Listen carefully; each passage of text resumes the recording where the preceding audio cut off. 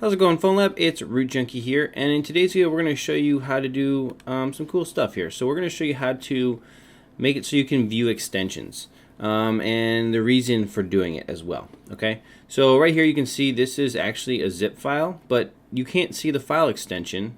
You can see it right there. It says type file, right? But you can't see it, and if you right click on it and you go to like rename, you can't change the extension. Okay. And basically, there's just a real easy way to turn this on so you can do this. And sometimes you have to do this and change extensions on files when you're doing repairs on phones. So basically what you do is, here's just a file manager right here.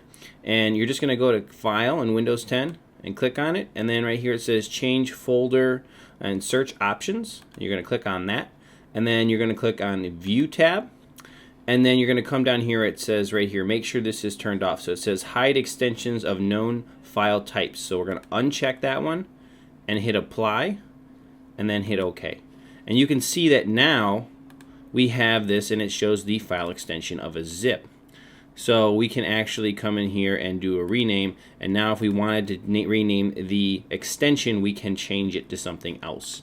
So let me just show you here on a Samsung here, just to show you this is kind of interesting.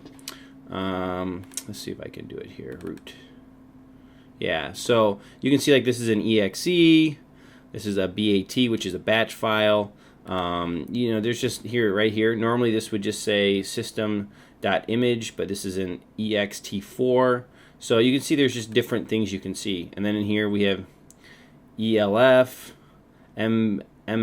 BN, and so on. So if you don't have these things turned on, like you want to rename a boot image to something different, you just can't change the extension. And like I said, for doing phone repairs, a lot of times you need to be able to change the extension. So just a quick video to show you how to do that right here in Change Folders and Search Options, and then under the View tab, and uncheck that option right there.